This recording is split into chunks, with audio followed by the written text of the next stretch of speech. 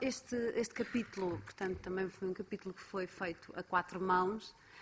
portanto, e nós focámos as questões das desigualdades, e já vamos explicar à frente porque entre parênteses cis e transgénero, que fizemos questão de ter, e Portugal no contexto europeu. Portanto, explicando o que foi a preocupação, começando a explicar o que foi a preocupação comum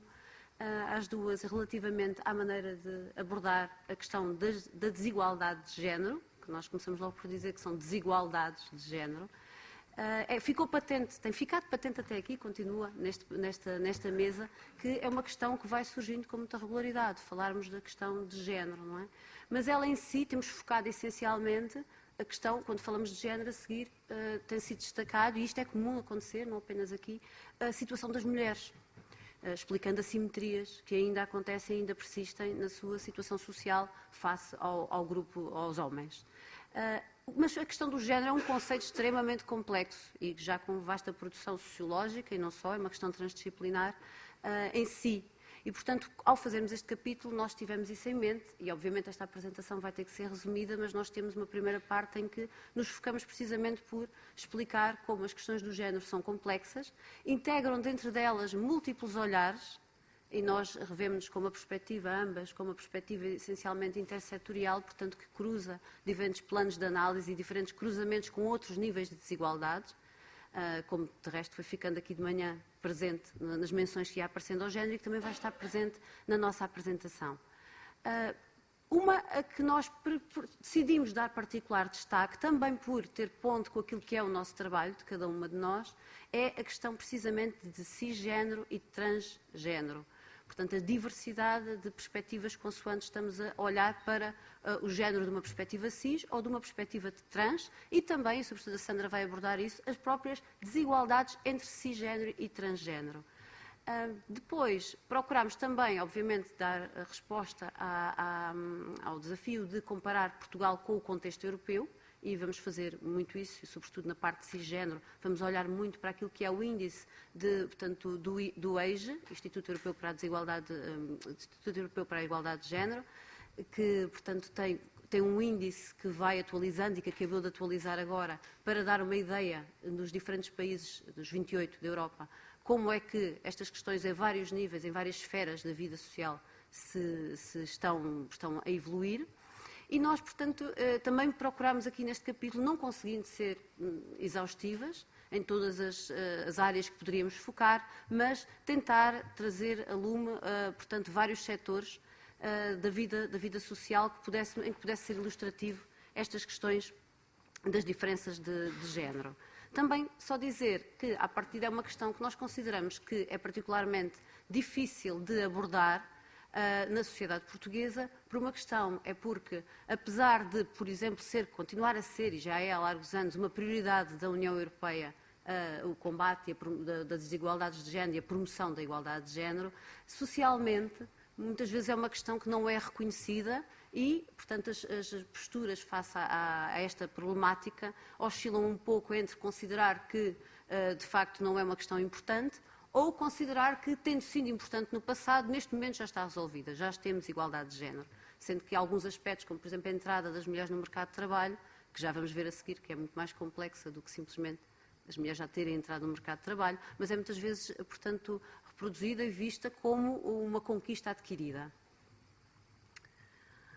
Portanto, nesta primeira parte eu vou focar a questão cisgénero, que, portanto, o que é que representa é a lógica que é a assimetria, considerada por muitos e muitas das mais básicas, das mais antigas e mais permanentes na sociedade humana, entre homens e mulheres, e referimos-nos, portanto, a questões de acesso, a questões de oportunidade e a questões de assimetrias de poder entre uns e outros, nunca esquecendo que há muitos cruzamentos e muitas diferentes perspectivas disto, ou seja, não é só a questão portanto, das mulheres não terem acesso ou terem, historicamente, barreiras e bloqueios a determinados lugares da sociedade e a determinadas oportunidades, mas não esquecendo também, muitas vezes, de ver o lugar dos homens noutros aspectos ou nas mesmas esferas sobre o ponto de vista dos homens. Isso ficou patente na apresentação anterior, quando se falou, por exemplo, da questão da paternidade e da vivência da paternidade e tudo aquilo que diz respeito à esfera doméstica em que o homem tem estado tradicionalmente mais arredado e começa a não estar. A opção que fizemos para esta parte foi essencialmente de focar dentro das desigualdades de género as que se poderia considerar as mais e menos desiguais, no sentido das que têm mais ou menos visibilidade, nesta lógica de considerar que há alguns factos que são já aceitos como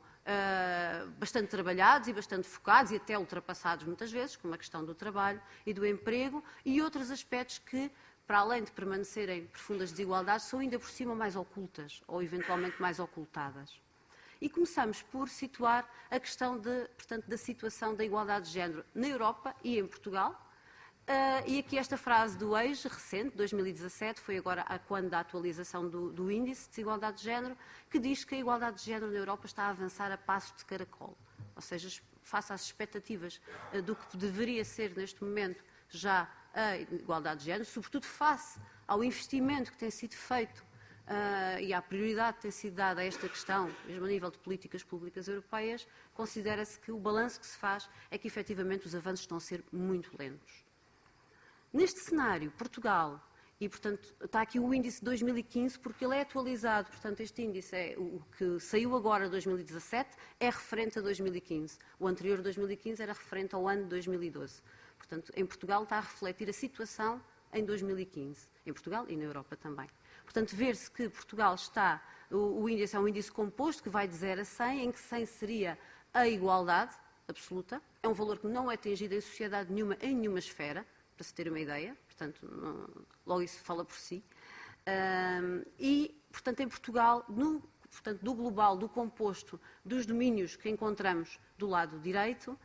que são, portanto, muito diversos, como se pode verificar, Portugal está com um índice de 56%, enquanto a média europeia é de 66%. Portanto, de uma perspectiva global, podemos dizer que estamos bastante afastados, estamos ainda bastante afastados daquilo que, pelo menos, é a média europeia e que, ainda assim, é só 66%. Se depois formos olhar com um pouco mais de atenção a alguns destes índices, verificamos que, como, por exemplo, o caso do tempo ou o caso do poder, que eles são ainda mais baixos, não é? Estão abaixo dos 50%, sendo que, mesmo assim, têm vindo a subir, o que de si, pelo menos, é uma boa notícia.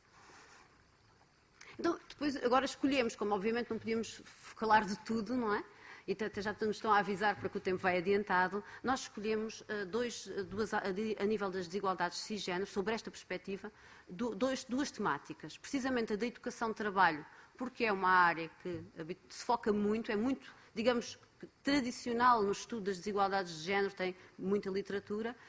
muito trabalho, muita investigação e também mesmo publicamente é das mais faladas e das mais focadas, pelo menos no nosso contexto nacional,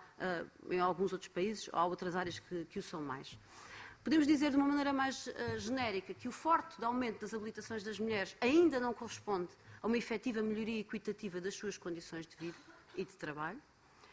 E vendo, portanto, por exemplo, este quadro, que é um quadro que tenta, portanto, comparar, aqui só estão colocadas, foi um quadro, portanto, que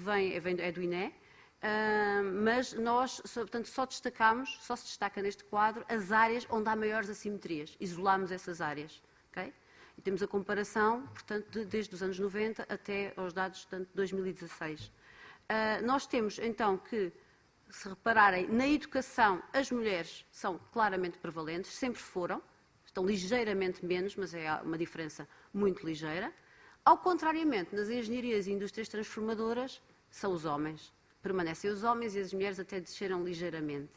Ao nível da saúde e proteção social, que também é uma área tipicamente feminizada, não é? Essa feminização desta área vocacional, portanto, isto é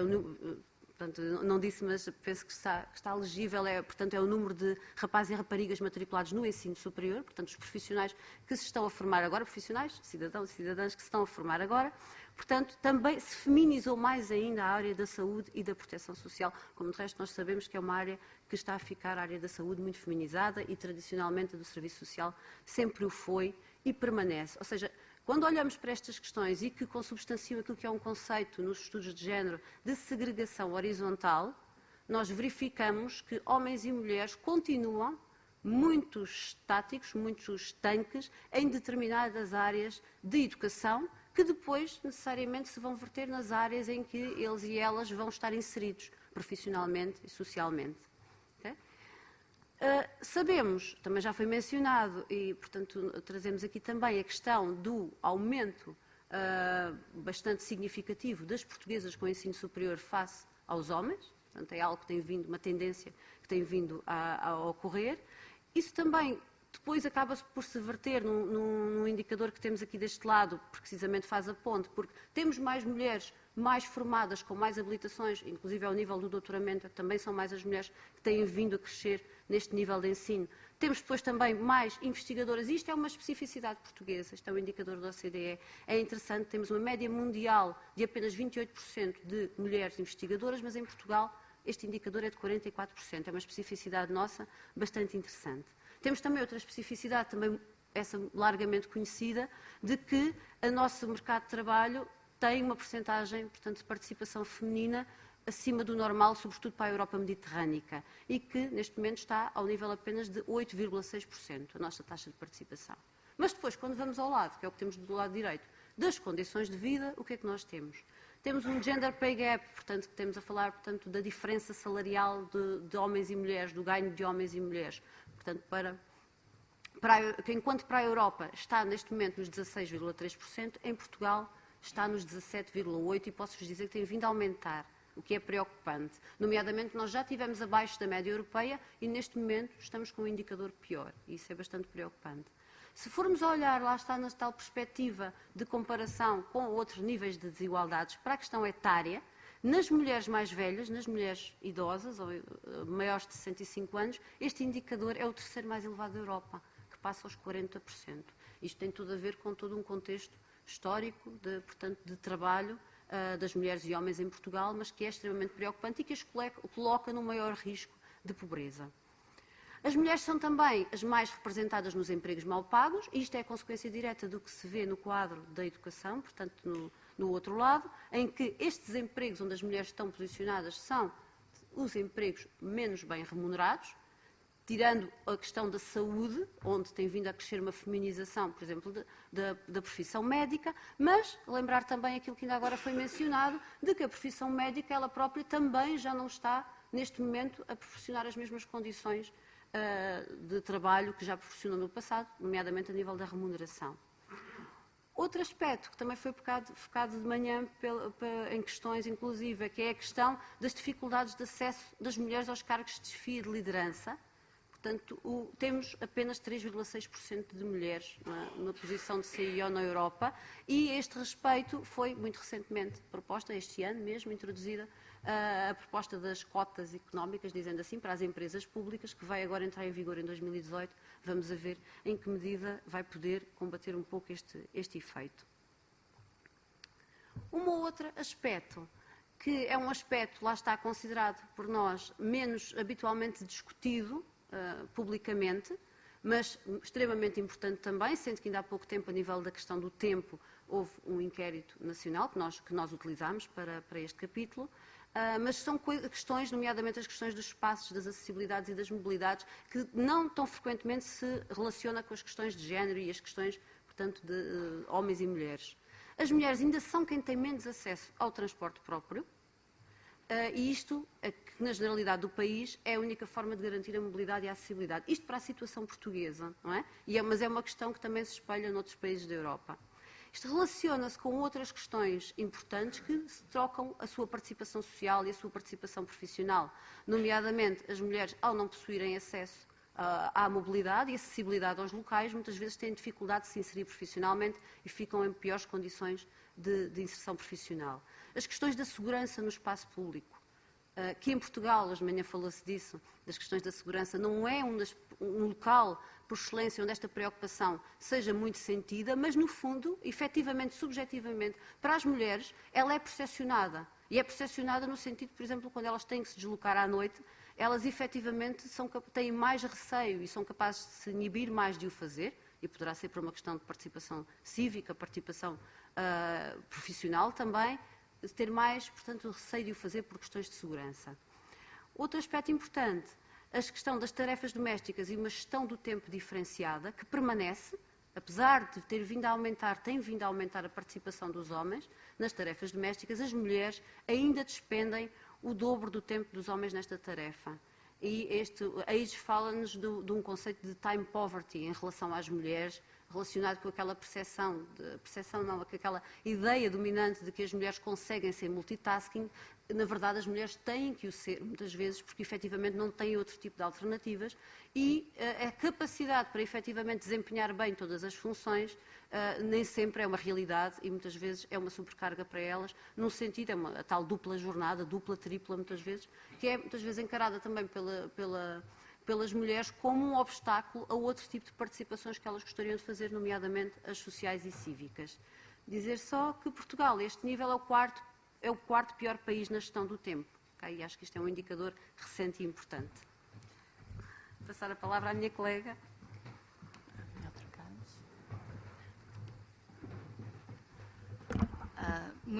Muito bom dia, aliás, já é boa tarde, não é? A todas as pessoas presentes. Como a Catarina já disse, neste capítulo nós dividimos, alargamos o género, parafraseando uma nomeação que demos a um dos blocos do Fórum Pesquisas CIES do ano passado, que foi totalmente dedicado às questões de género. Alargámos o conceito de género às questões transgénero e, portanto, as questões transgénero que com certeza não seriam muito do agrado dos eleitores da direita, não é? É uma das tais questões que certamente não gostam nada de ver tratado, porque precisamente impõe alguma desordem neste sistema de sexo-género único e dicotómico que vigora nas nossas sociedades. Mas, efetivamente, nós ampliamos as questões de género até às questões de transgénero, sendo que, quando falamos de transgénero, falamos com a identificação com um género que não é exclusivamente o expectável, face ao sexo que foi atribuído à nascença. Portanto, inclui pessoas reconhecidas com o sexo-género masculino à nascença. Ali está sexo-género porque, efetivamente, o indicador oficial é sexo, mas sabemos que quando uma pessoa é registada com um determinado sexo, está-se também a atribuir simultaneamente um determinado género, não é? Está a pensar-se que aquele bebê vai ser um determinado tipo de pessoa, não é? E, portanto, nesse sentido, embora eles sejam obviamente distinguíveis, analiticamente distinguíveis, eles depois confundem-se na realidade. Mas, dizia eu, inclui então pessoas reconhecidas com o sexo-género masculino à nascença, mas que se identificam com o feminino ou vice-versa, mas também pessoas que se identificam com as duas ou com nenhuma das categorias binárias de género. E precisamente porque colocam em causa um dos pilares que estruturam as sociedades, que é esta epistemologia de género, que o divide apenas em duas variáveis, estas pessoas com identidades e expressões de género socialmente minoritárias são dos grupos mais discriminados da população, como mostrou o Eurobarómetro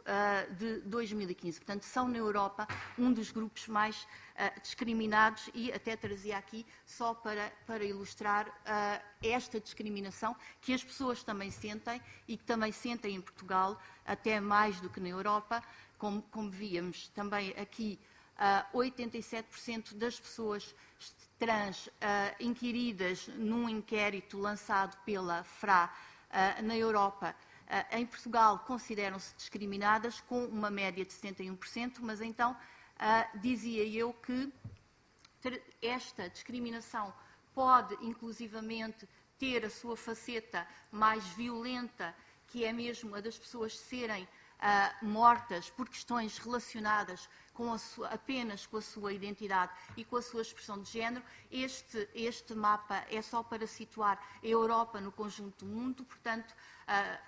efetivamente temos desde 2008, em que esta contabilização é feita, temos 123 pessoas trans assassinadas na Europa. Não é, de facto, o sítio onde há mais homicídios motivados pela identidade de género, mas ainda assim é alguma coisa significativa. Portugal também já contribuiu aqui para este mapa vermelho, ainda não estando aqui porque foi em 2006, com aquele com o episódio triste do assassinato da Gisberta, que provavelmente estarão lembrados. Portanto, o que acontece é que neste sistema de género, o que muitas vezes não é pensado e não é tido em conta é que, coexistindo com o privilégio da masculinidade, há ainda que reconhecer o cis-privilégio. Portanto, se nós quiséssemos fazer uma hierarquia de categorias de género, as expressões transgénero, e mesmo depois no seu interior também há uma hierarquia, mas as questões transgénero estão hierarquicamente abaixo do cisgénero. E ao sexismo, que continua a caracterizar as sociedades contemporâneas e que tem todas as suas traduções naquilo que temos vindo aqui a ver até agora e que continuaremos com certeza a ver e de que a Catarina falou ainda agora. Junta-se também o cisgenderismo como um traço das desigualdades de género, sendo que o cisgenderismo é a ideologia que invalida ou patologiza as autoatribuições de género que contrastam com as externamente atribuídas. E, portanto, o primeiro foco ou melhor, a primeira grande desigualdade que nós podemos considerar a mais estrutural e a mais básica que existe entre as pessoas cis e as pessoas trans é, efetivamente, o direito a ver reconhecida a sua identidade de género que as pessoas cis têm à nascença. Portanto, se a maioria da população vê reconhecida à nascença a sua identidade de género, há uma minoria que muitas vezes é esquecida, agora menos, mas que, efetivamente, para quem isso não acontece. E, portanto, os princípios só em 2007 é que, com o lançamento dos princípios de Yogyakarta, efetivamente ficou estabelecido que a identidade de género é um direito da humanidade. Portanto, faz parte dos direitos humanos o direito à identidade de género. E eu trouxe aqui este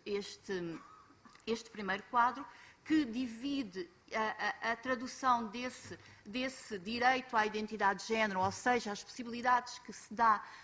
na Europa às pessoas para poderem alterar uma menção ao sexo com o qual não se identificam. Isso começou a ser feito logo nos anos 70 na Suécia, mas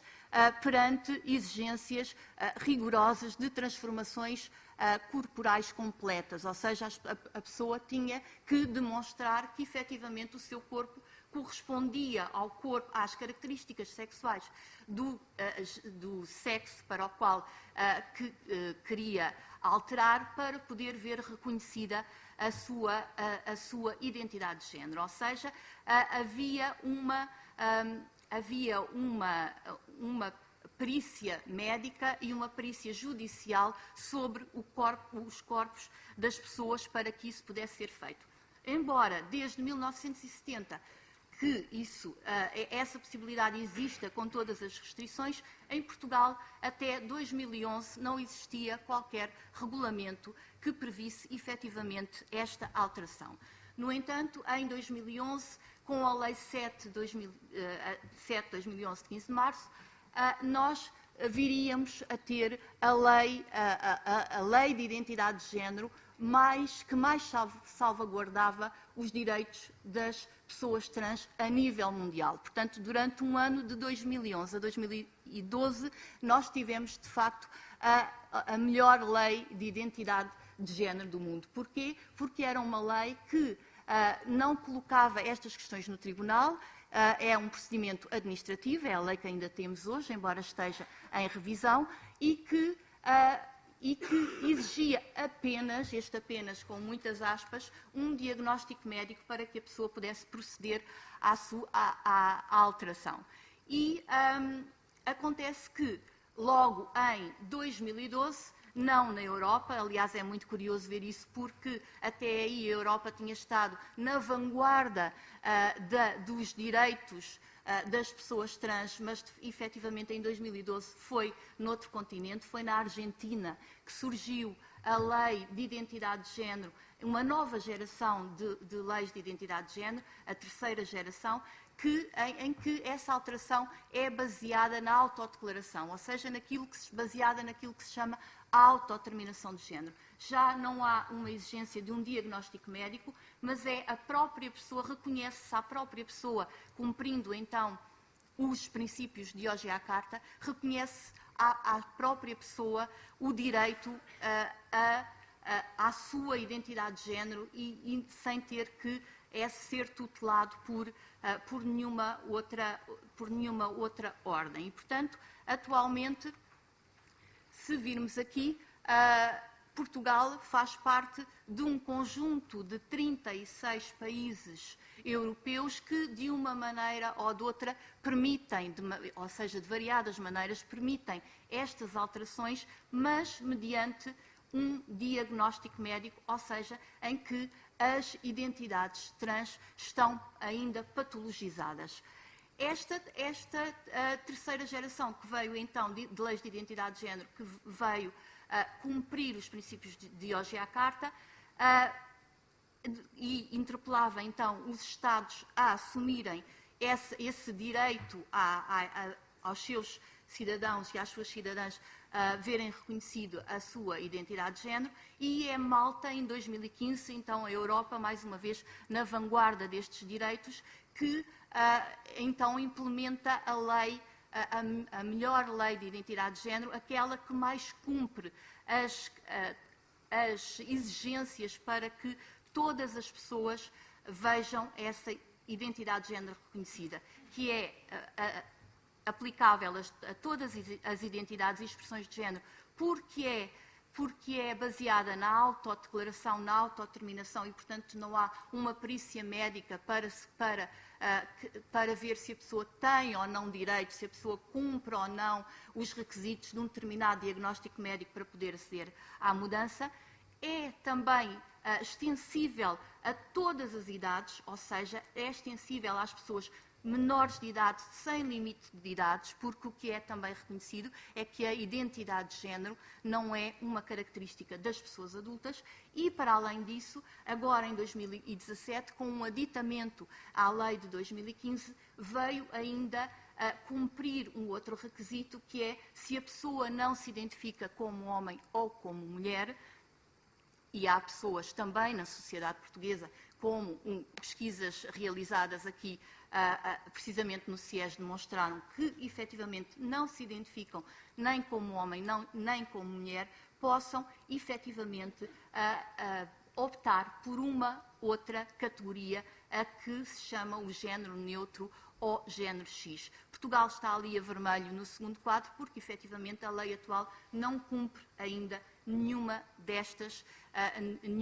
condições, mas a boa notícia é que esta lei de 2011 está neste momento em revisão, existem propostas de lei para a sua alteração e que, portanto, é expectável que as duas primeiras colunas venham a mudar, ou seja, que seja uma lei baseada na autodeterminação, colocando, portanto, esta lei na terceira geração, a nossa lei incluindo as de terceira geração, que seja extensível a crianças e a jovens menores de idade. Apenas ali a questão do fora do binarismo parece mesmo ser aquela mais difícil de alcançar, como se vê, é mesmo aquela que tem menos países na Europa que já cumprem essa condição e, portanto, esta nem sequer está prevista em nenhuma das propostas apresentadas. Ora, não existem dados estatísticos, dado também a invisibilidade deste fenómeno, dado que as estatísticas também, ainda as estatísticas oficiais, operam também nesse sistema dicotómico e, portanto, é muito difícil que nós consigamos ter estatísticas acerca das condições reais de vida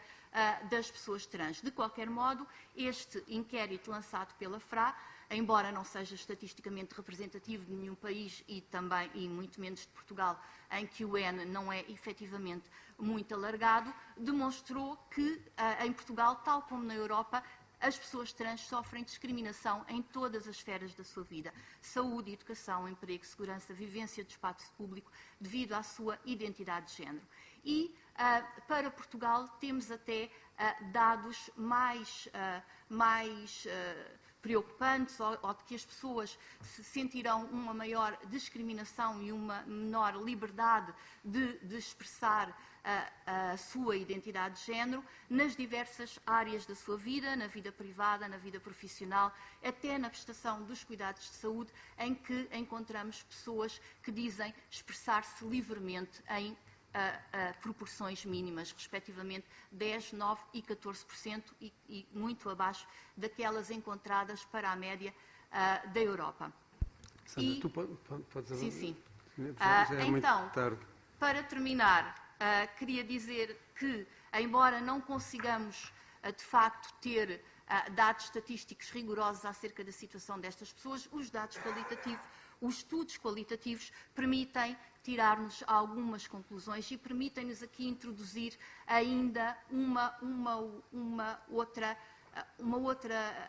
abordagem, que é, para além das desigualdades entre cis e transgênero, há ainda desigualdades no interior do transgênero. Portanto, a transexualidade é definitivamente privilegiada sobre as outras formas de transgênero, quer em Portugal e nos outros países, certamente, mas agora estou a falar de um trabalho qualitativo que foi realizado para a sociedade portuguesa. Portanto, no acesso ao reconhecimento legal de género, em que a nossa lei, como já disse, exige um diagnóstico de transexualismo, portanto, as pessoas têm mesmo que se identificar e ser reconhecidas enquanto transexuais para que possam alterar nos registros, e também no acesso aos cuidados de saúde transespecíficos, em que, efetivamente, uma das grandes preocupações é fazer o despiste, é perceber quem são as pessoas que são verdadeiramente transexuais de todas as outras formas de ser transgênero e, portanto, colocando-as ainda mais à margem. Uma outra distinção que podemos fazer aqui, e esta também tem tudo a ver com género e tem tudo a ver efetivamente com o sistema mais geral de género, é que as mulheres trans são duplamente discriminadas. Portanto, são vítimas de sexismo e de cisgenderismo. Portanto, as mulheres trans têm maiores dificuldades de inserção no mercado de trabalho formal, têm empregos mais precários e sem proteção social, incluindo também uma grande proporção de mulheres trans que têm como única possibilidade de sobrevivência o trabalho sexual, têm uma maior necessidade de recurso a prestações de apoios sociais e ainda uma muito maior restrição à vivência do espaço público. E depois ainda, e agora num tom mais positivo, também o que se verificou para a sociedade portuguesa é que, efetivamente, as pessoas trans mais novas têm uma maior aceitação, sentem menos discriminação, começando desde logo, e aqui é um fator essencial, pela maior aceitação na família. Portanto, se os resultados daquele inquérito da FRAD demonstram claramente que há uma relação entre o modo como as pessoas podem livremente exprimir a sua expressão de género em todas as esferas da vida e os direitos que essas pessoas têm reconhecidos nos diversos Estados, temos aqui ali a elencagem o reconhecimento da identidade de género que já existe ao nível das políticas públicas em Portugal e que começou muito recentemente, como disse, em 2011, e que tem vindo, como se pode ver aí, a ser progressivamente incorporada em revisões que vão sendo feitas no Código Penal, no Código do Trabalho, etc. E, portanto, espera-se que também, para terminar de uma maneira positiva, que isto vá também dando resultados ao nível das condições de vida destas pessoas. Yeah.